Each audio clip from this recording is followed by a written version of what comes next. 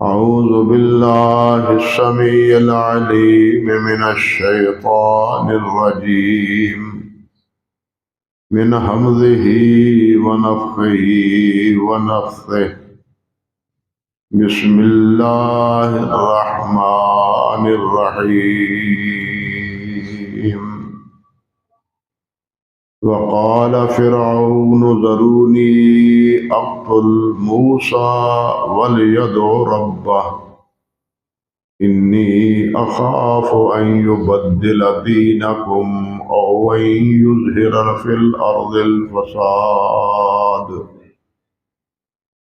وقال موسى إني عصت بربي وربكم من كل متكبر لا يؤمن بيوم الحساب سبحان ربك رب العزة عما يصفون وسلام على المرسلين والحمد لله رب العالمين. محترم معزز سامعین کرام، عزت مآب میری بہنوں اور بیٹیوں، حضرت موسیٰ علیہ السلام کا واقعہ جو سورۃ المومن میں بیان ہوا ہے، اس کے بارے میں مسلسل آپ گفتگو سنتے آئے ہیں۔ بات یہاں تک پہنچی تھی کہ جب فرعون بالکل موسیٰ علیہ السلام کے دکھلائے ہوئے معجزات سے عاجز آ گیا، تو اس کے لیے اس کے علاوہ اور کوئی چارہ کار نہ رہا کہ وہ اس کا عزم کرے، ارادہ کرے یا کر گزرے کہ موسیٰ علیہ السلام کو کنارے لگا دیا جائے۔ میں نے پہلے آپ سے ایک دفعہ ذکر کیا تھا جب یہ مضمون شروع ہوا تھا کہ موسیٰ علیہ السلام اور نبی کریم حضرت محمد رسول اللہ صلی اللہ علیہ وسلم کی اس واقعے میں، نبی علیہ السلام کی زندگی اور موسیٰ علیہ السلام کے اس واقعے میں بہت سی مماثلت پائی جاتی ہے۔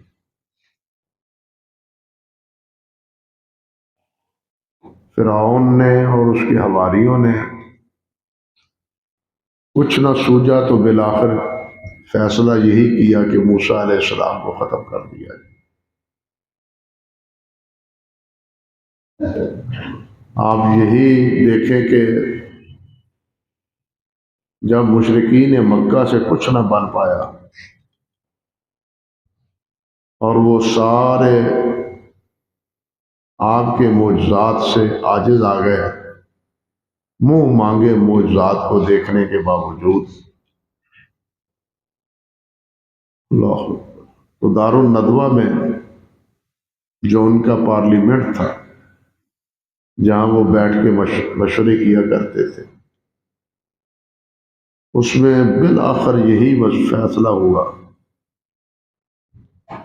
کہ جتنے قریش کے خاندان ہیں، کیونکہ خاندان تو قریش ایک بڑا ہے، اس کے بطون بہت سارے، ان تمام میں سے ایک ایک نوجوان کو لے لیا جائے اور محمد صلی اللہ علیہ وسلم کے گھر کا پہرا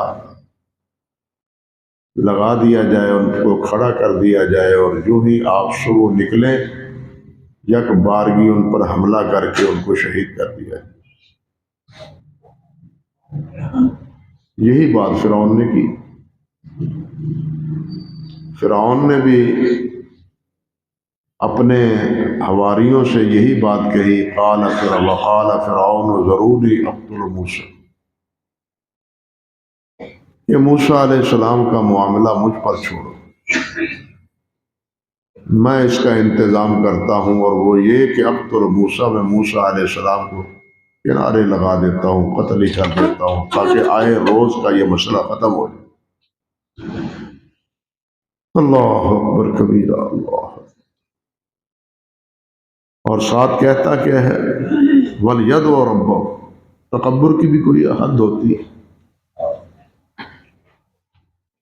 اتنا متکبر تھا کہ یہ بھی ساتھ کہنے لگا میں قتل کرتا ہوں، وَلْيَدْعُ رَبَّهُ، یہ اپنے رب کو بلائے، جس رب کی یہ ہمیں دعوت دیتا ہے اور کہتا ہے کہ میں اپنے رب کا نمائندہ ہوں، رسول ہوں، تو یہ بلائے اپنے رب کو، بچا لے اس کو، میں تو اب اس کو نہیں چھوڑوں۔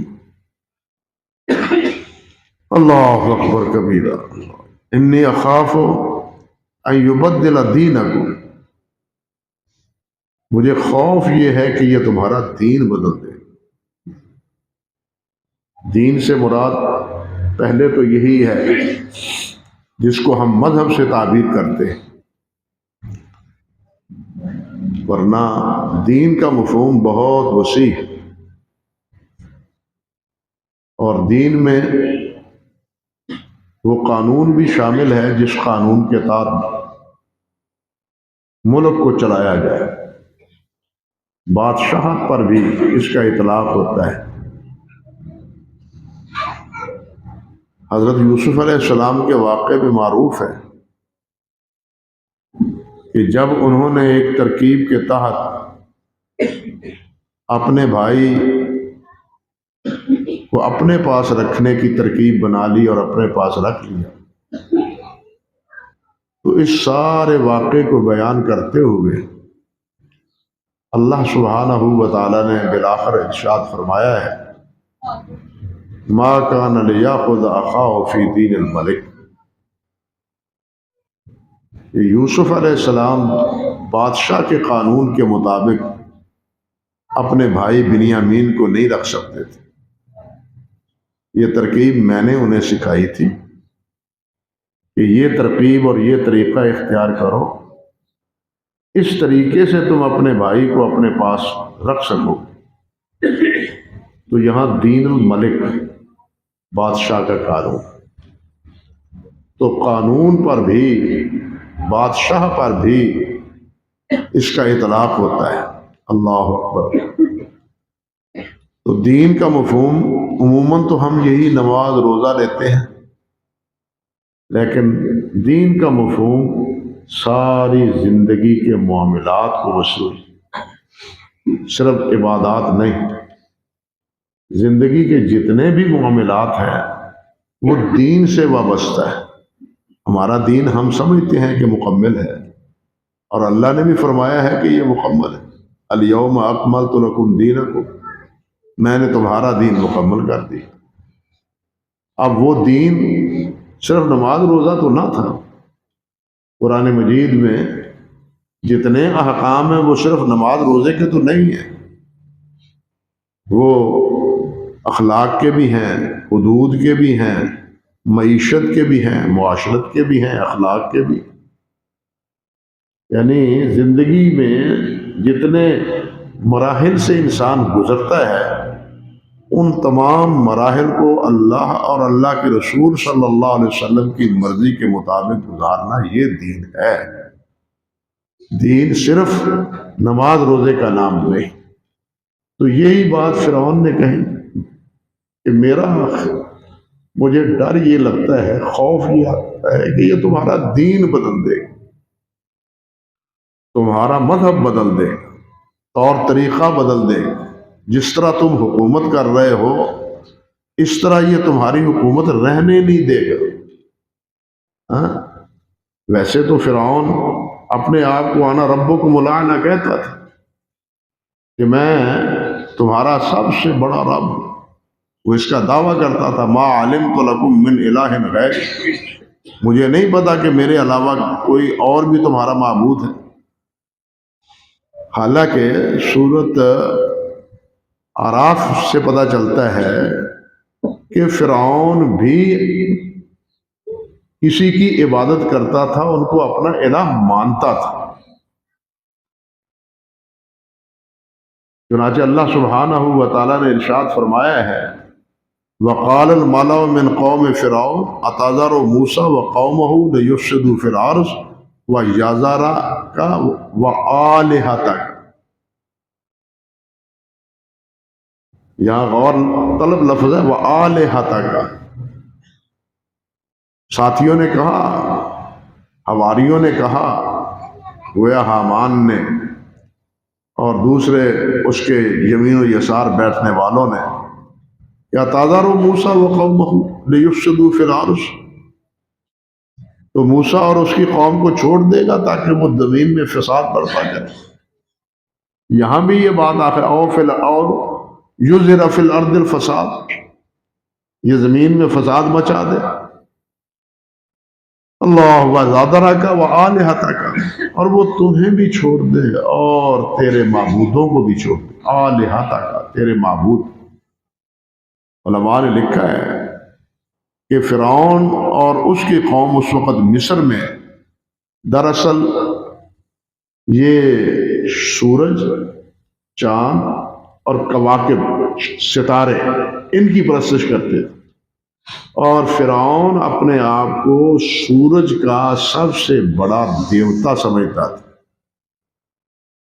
کہ میں سب سے بڑا دیوتا ہوں سورج کا، گویا میں سورج تک تو تمہاری رسائی ہو نہیں سکتی، میرے تک رسائی ہو جائے گی تو گویا یہ سمجھو کہ سورج تک تمہاری رسائی ہو جائے گی۔ شرک ہر دور میں اسی طرح پھیلا ہے، سمجھے نا؟ جتنا شرک ہے وہ سب اسی نقطے سے آگے بڑھا ہے کہ تم مجھے خوش کر دو، میں اللہ کو خوش کر دوں، ہاں تم میرے ہو جاؤ، میں اللہ ذوالجلال کا تمہیں بنا دوں گا، تم میرے ساتھ آؤ، میرا گھر بساؤ، میرا ڈیرا بساؤ، میرا دربار بساؤ، وقتاً فوقتاً یہاں حاضری دیتے رہو، ہاں تو پھر کیا، تمہارے سارے کام سنور جائیں گے، بس جو کچھ ہم اللہ سے کہیں گے اللہ کر دے گا۔ یہی تصور فرعون کا تھا، مشرک تھا نا، اور یہی تصور ہر دور میں مشرکانہ رہا ہے۔ اللہ اکبر کبیر۔ تو اس سے پتہ چلتا ہے کہ وہ سورج پرست تھا، وہ اور اس کی قوم سورج پرست، ستارہ پرست، چاند پرست تھی، اور سورج کو اپنا سب سے بڑا دیوتا مانتا تھا۔ اللہ اکبر، اپنے آپ کو۔ یہی بات مشرکین کی تھی۔ مشرکین نے بھی، آپ دیکھیں، جب نبی علیہ السلام نے دعوت دی اور اس دعوت کے نتیجے میں مشرکین بالکل لاجواب ہو گئے، تو انہیں ایک ترکیب سوجی کہ چلیے چل کے سردار ابو طالب کو سمجھاتے ہیں کہ اپنے بھتیجے کو سمجھائے،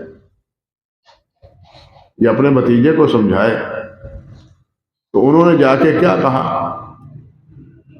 کہ سردار قد خالف دینک و دین آبائک وفرق جماعت قومک، دونوں باتیں کہیں جو فرعون نے کہیں، یہاں بھی دونوں باتیں اس نے کہیں، کیا کہ اس نے تیرے اور تیرے آباء و اجداد کے دین کو بدل دیا ہے۔ محمد نے آ کے تیرے اور تیرے آباء و اجداد کے دین کو بدل دیا ہے۔ وَفَرَّقَ جَمَاعَتَ قَوْمِكَ، اور تیری قوم کی میں جو اجتماعیت تھی وہ اس میں تبدیلی پیدا کر دی۔ یک مشت سے پورے قریش، اب گھر گھر میں جناب لڑائی ہے، بھائی بھائی سے لڑ رہا ہے، بیٹے اور والدین سے لڑ رہے ہیں، غلام حتیٰ کہ غلام اپنے مالکوں سے الجھ رہے ہیں۔ یہ تھوڑا فساد ہے؟ یعنی جو بات فرعون نے کہی وہی بات مشرکین مکہ نے ابو طالب کے سامنے جا کے کہی۔ اور اگر اور تاریخ کے اوراق میں جھانکیں تو یہی باتیں عمرو بن عاص نے جا کے جس وقت صحابہ کرام رضوان اللہ علیہ مجمعین نے ہجرت حبشہ کی تو نجاشی کے دربار میں صحابہ کے خلاف جو باتیں کی ان میں سر فہرست یہی باتیں عمرو بن عاص نے کہی. اس نے بھی یہی کہا تھا کہ کچھ بھگوڑے، کچھ تفریق پسند، وہ بھاگ کے آپ کے ملک میں آ گئے ہیں، انہوں نے اپنے باپ دادا کا دین چھوڑ دیا ہے اور انہوں نے گھر گھر فساد ڈال دیا ہے. عمرو بن عاص نے بھی یہی باتیں کہی تھی. کہاں؟ حبشہ میں جا کے. اور یہی بات کفار مکہ نے ابو طالب سے کہی، اور یہی بات فرعون اپنے ساتھیوں سے کہتا ہے. اللہ اکبر کبیر. بلکہ اگر حقیقت کو جائیں تو ہر دور میں جو حکومتیں ہوتی ہیں نا وہ بھی یہی کہتی ہیں. ہر دور میں حکومتیں جتنی بھی ہیں نا آئی ہیں وہ یہی کہتی. اسلام کی بات کرو، کہتے ہیں جی یہ اسلام کی بات نہیں کرتے، اسلام آباد کی بات کرتے ہیں. سمجھے بات؟ یہ اسلام کی نہیں، مولوی اسلام کی بات نہیں کرتے، اسلام آباد کی بات کرتے. ان کو کہو، ان سے کہو کہ بھائی تم نے عہد کیا ہے، قانون پاس کیا ہے، آئین بنایا ہے کہ کوئی قانون کتاب و سنت کے خلاف نہیں ہوگا، اس کی پاسداری کرو، اس سے وفا کرو، اس عہد کو پورا کرو. کیوں مخالفت کرتے ہو اللہ اور اللہ کے رسول صلی اللہ علیہ وسلم؟ تو کہتے ہیں کہ دیکھو یہ فسادی، ہم تو عوام کے خیر خواہ ہیں، ہم تو عوام کے خیر خواہ ہیں، اور عوام کو اعتماد میں لینے کے لیے وہی باتیں اور وہی ہیلا اور وہی انداز جو فرعون اختیار کرتا تھا. ہر دور میں حکمران یہی کرتے رہے. انا للہ و انا الیہ راجعون. تو فرعون نے یہی کہا، پہلے تو یہ کہا انی اخاف ان یبدل دینکم، تمہارے دین کو یہ بدل دے. کیا مطلب؟ کہ اس وقت تمہاری پرستش ہو رہی ہے، تمہارے معبودوں کی پرستش ہو رہی ہے، اور یہ تمہیں بھی اور تمہارے سارے معبودوں کو چھوڑ دیں. یہ ہے دین کو بدلنا، وہ سمجھ رہے ہیں. اور جو طور طریقہ تمہارے ہاں حکمرانی کا ہے اس کو بھی ختم کر دیں. اللہ اکبر کبیر، اللہ اکبر کبیر. حالانکہ انبیاء علیہ السلام وہ ایک اللہ وحدہ لا شریک کی عبادت کی دعوت کے لیے آتے. لوگوں بندوں کی عبادت چھڑا کے الہ معبود خالق کی عبادت کی دعوت دیتے ہیں. اللہ اکبر. ایران کے سبا سالار کے پاس جب حضرت سعد گئے ہیں رضی اللہ تعالی عنہ، بہت سی باتیں کی. ان میں ایک بات یہ بھی تھی، تم کیا کہتے، کیا کہتے ہو تم؟ حضرت سعد نے کہا ہم کہتے ہیں کہ لوگوں بندوں کی عبادت چھوڑ کے اللہ کی عبادت کرو، بندوں کی غلامی چھوڑ کے اللہ کی غلامی اختیار کرو. یہ ہے اصل دعوت. دوسروں کی اطاعت اور دوسروں کی فرم برداری وہ نہیں، بلکہ اللہ اور اللہ کے رسول صلی اللہ علیہ وسلم کی فرم برداری، یہی صحیح دین ہے. لیکن جو مشرکین اور کفار ہیں وہ اس کو اپنے خلاف سازش سمجھتے ہیں، اپنے معبودوں کے خلاف بھی اور اپنے خلاف بھی. اپنے خلاف تو اس بنا پر کہ فساد اور اختلاف اور لڑائی شروع ہو گئی ہے گھر گھر، اور دین ہمارا جو ہے جس کی ہم پرستش کرتے ہیں، جن کی ہم اپنے معبود بناتے ہیں، ان کو یہ چھوڑ دیں. یہی ہر دور میں بات رہی. تو فرعون نے پہلے تو یہی کہا کہ انی اخاف ان یبدل دینکم. اس کی ہوشیاری دیکھیے، اس نے یہ نہیں کہا کہ ان یبدل دینی، بلکہ دینکم تمہارا دین، گویا مجھے تمہاری فکر ہے، ہمدردی کا انداز ہوتا ہے یہ۔ میری کیا بات ہے، مجھے تو تمام تر ہمدردی تمہارے ساتھ ہے، تمہارا دین بدل دے گا، تم کہاں کے بھٹکتے پھرو گے؟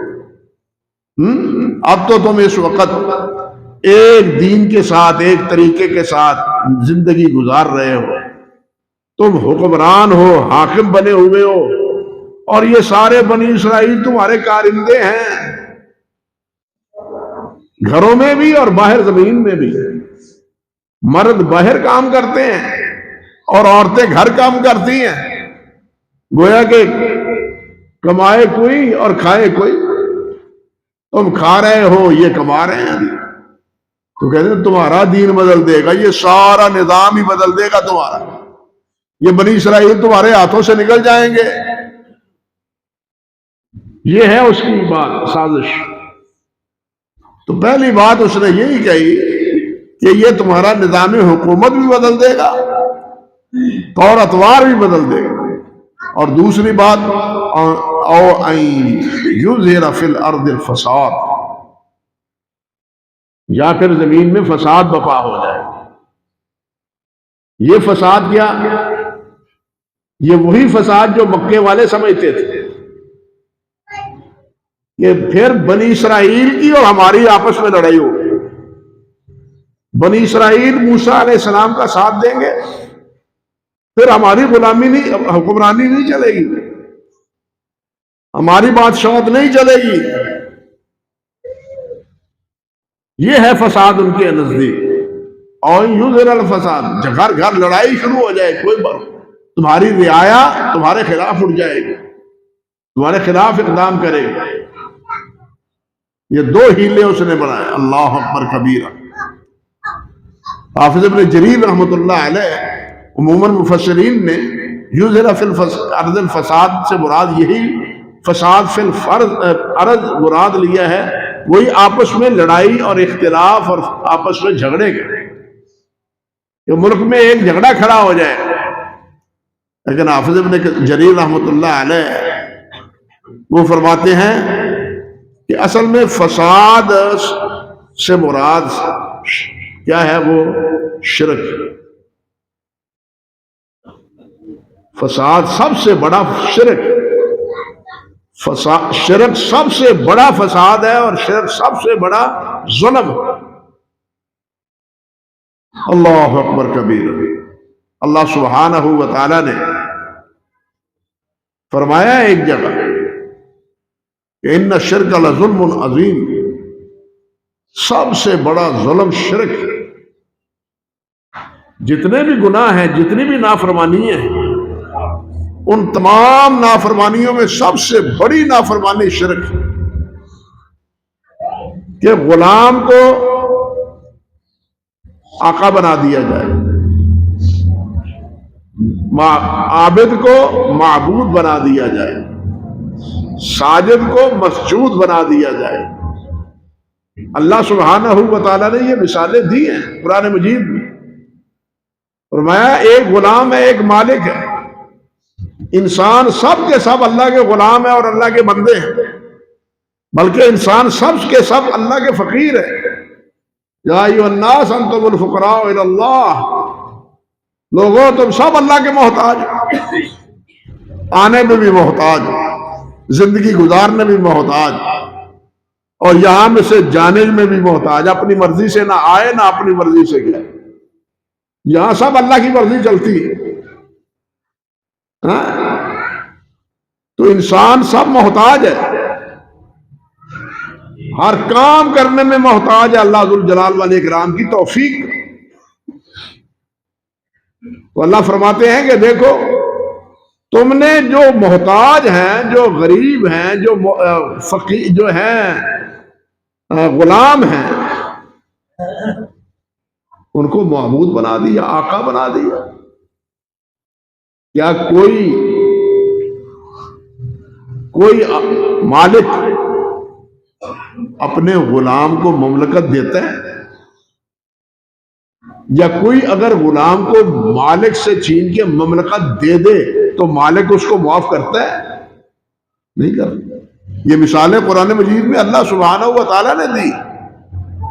اللہ مالک ہے، مالک الملک، اور اس مالک کی مرضی کے خلاف کوئی اقدام یا کوئی عمل کرنا یہ گویا کہ فساد فی الارض، اور سب سے بڑا یہی ظلم بھی ہے اور سب سے بڑا یہ فساد بھی ہے۔ اللہ سبحانہ و تعالیٰ نے فرمایا ام نجعل الذین آمنوا وعملوا الصالحات کالمفسدین فی الارض، کہ کیا ایمان والوں کو اور نیک عمل کرنے والوں کو ہم جو ان کا جیسا بنا دیں جو زمین میں فساد برپا کرتے ہیں؟ یہاں کیا مراد ہے فساد برپا کرنے والے؟ یہی شرک کرنے والے۔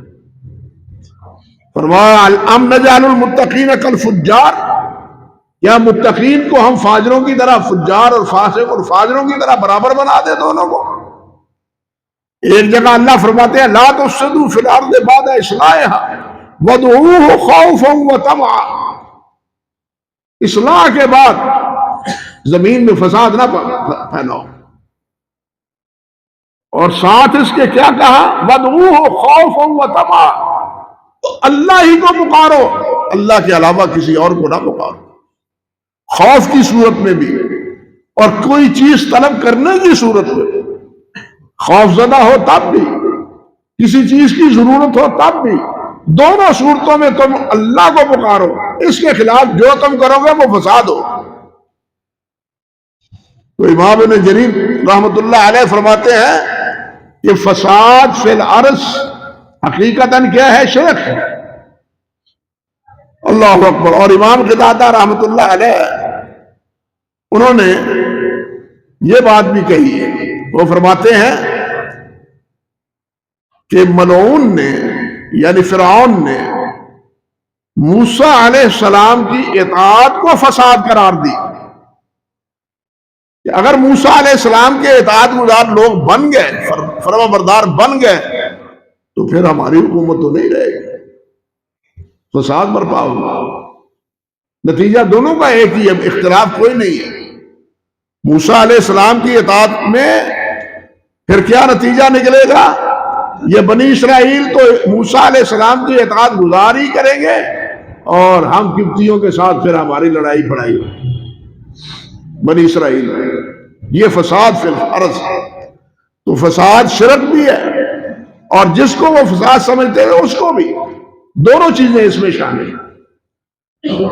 اللہ اکبر کبیرہ۔ اب اس کے جواب میں حضرت موسیٰ علیہ السلام کیا فرماتے ہیں؟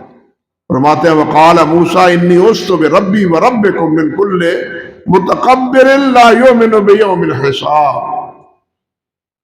تم تو قتل کا منصوبہ بناتے ہو نا، اور کہتے ہیں وہ کہ چھوڑو میں اس کا فیصلہ کرتا ہوں، اس کو کنارے لگاتا ہوں، میں یہ نہیں کہتا او بنی اسرائیل آؤ، دوڑو بھاگو، آؤ بچاؤ مجھ کو، یہ مجھے قتل کرنا چاہتا ہے۔ موسیٰ علیہ السلام نے اپنے ہم نواؤں کو نہیں بلایا، اپنے ہم نواؤں کو موسیٰ علیہ السلام نے نہیں بلایا، بلکہ موسیٰ علیہ السلام نے کس کو بلایا؟ جس نے موسیٰ علیہ السلام کو بھیجا تھا، جس نے موسیٰ علیہ السلام کو یہ پیغام دیا تھا۔ ہاں، موسیٰ علیہ السلام نے انی عصت بربی وربکم، میں پناہ مانگتا ہوں اپنے رب کی اور وہ رب جو تمہارا بھی رب ہے، یعنی اس کو چڑھانے کے لیے، اس کو اور برانگیختہ کرنے کے لیے آکڑیاں پھرنا، تیرا بھی وہی رب ہے، جڑا میرا ہے نا وہ بھی تیرا بھی وہی ہے۔ ایویں کہندا پھرنا ہے کہ میں رب انا ربکم الاعلی، نہیں، وہ رب ہے۔ یہ ہے پورے وقت کی چوٹ جس کو کہتے ہیں، بر وقت موسیٰ علیہ السلام نے یہ بات فرمائی۔ اللہ اکبر۔ اور سورۃ دخان میں اللہ تعالیٰ فرماتے ہیں وَإِنِّي عُصْتُ بِرَبِّي وَرَبِّكُمْ أَن تَرْجُمُونَ، کہ میں اپنے رب کی اور جو تمہارا رب ہے اس کی پناہ لیتا ہوں کہ تم مجھے مارو، سنسار کرو۔ سورۃ دخان میں بھی یہی بات ہے، یہاں بھی یہی بات حضرت موسیٰ علیہ السلام نے فرمائی کہ اللہ کی پناہ مانگتا ہوں، اس تو واحد متکلم کا صیغہ ہے۔ میں پناہ لیتا ہوں، تعوذ۔ دیکھیے، ایک ہے استعاذہ، ایک ہے اللہ آپ کا بڑا مستعاذ بہی، ایک ہے مستعاذ منہ۔ استعاذہ کہتے ہیں پناہ لینا، استعاذہ کہتے ہیں پناہ طلب کرنا، کسی سے پناہ طلب کرنا، بڑے سے۔ اللہ اکبر کبیرہ۔ مستعاذ بہی، جس سے پناہ لی جائے۔ پناہ طلب کس سے کی جاتی ہے؟ اللہ سے۔ کس کی طلب؟ اللہ کی پناہ۔ انسان ہے پناہ طلب کرنے والا، استعاذہ، اور جس کی پناہ لی جاتی ہے، حفاظت لی جاتی ہے، وہ کون ہے؟ اللہ۔ اور ایک ہے مستعاذ منہ، جس سے پناہ لی جاتی، جس چیز سے، وہ کیا ہے؟ شیطان اور شیطان کے سارے کارن میں۔ یہ جو سورۃ معوذتین ہے، اس میں کیا ہے؟ قل اعوذ برب الفلق من شر ما خلق ومن شر غاسق اذا وقب ومن شر النفاثات في العقد ومن شر حاسد اذا حسد۔ اس میں بھی کیا ہے؟ قل اعوذ برب الفلق۔ دوسری صورت میں قل اعوذ برب الناس مالک الناس الہ الناس من شر الوسواس الخناس۔ تو یہاں بھی جو آخری دو صورتیں، اس میں اللہ سبحانہ و تعالی نے اپنے نبی علیہ السلام کو تعوذ کا حکم دیا ہے کہ اللہ سے پناہ مانگو۔ قل اعوذ برب الفلق، قل اعوذ برب الفلق، جو پھاڑنے والا ہے، ہر چیز کو پھاڑنے والا۔ کوئی چیز پھاڑنے کے بغیر نکلی ہی نہیں۔ بات سمجھ لو، انسان بھی شکم مادر سے پھٹنے کے نتیجے میں پیدا ہوتا ہے۔ یہ زمین و آسمان بھی سائنسدان مانتے ہیں پہلے ایک تھا، پھر اللہ نے ان میں آواز پیدا کی، دھماکہ کیا، یہ جدا ہو گیا۔ انڈا ہے تو اس میں بھی فلک، پھٹک کی وجہ سے چوزا، اس کو اللہ سبق دیتا ہے، پورے پردے میں مارو نا آپ تھوڑی سی چونچ۔ اللہ اکبر کبیرہ۔ جہاں کسی کی آواز نہیں جاتی، لیکن اللہ ذوالجلال کا پیغام تو ہر جگہ پہنچ جاتا ہے۔ جہاں بالکل بند ہے، بالکل کوئی چیز جا نہیں سکتی، اس کو حکم دے دیا کہ چونچ مارو نا۔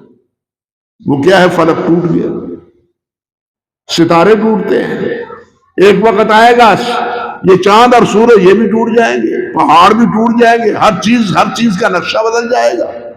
زمین سے جو بھی چیز پیدا ہوتی ہے، نکلتی ہے، کمپنیں نکلتی ہیں، وہ یہی فلک سے نکلتی ہیں۔ فالق الحب والنوا، اللہ ذوالجلال نے فرمایا نا، فالق الحب والنوا، ہر دانے کو پھاڑ کے نکالنے والا اور ہر گٹھلی کو پھاڑ کے نکالنے والا وہ کون ہے؟ اللہ۔ تو قل اعوذ برب الفلق، گویا کہ خالق، فلک دوسرے معنی خلق۔ اللہ اکبر۔ اس خالق کی پناہ جاتا ہوں جس کی سب مخلوق ہے، میں اس کی پناہ جاتا ہوں۔ کس سے؟ ہر نقصان دینے والی چیز سے۔ جی، جو چیزیں پیدا کی ہیں جو نقصان دینے والی ہیں، وہ پیدا بھی تو اسی نے کی ہے، اس لیے اسی کے ہاتھ میں ان کا نفع اور نقصان ہے۔ میں اس مالک کی، اس رب کی، فالق کی پناہ لیتا ہوں۔